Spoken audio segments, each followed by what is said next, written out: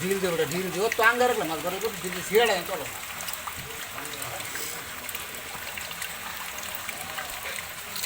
ढील दे ढील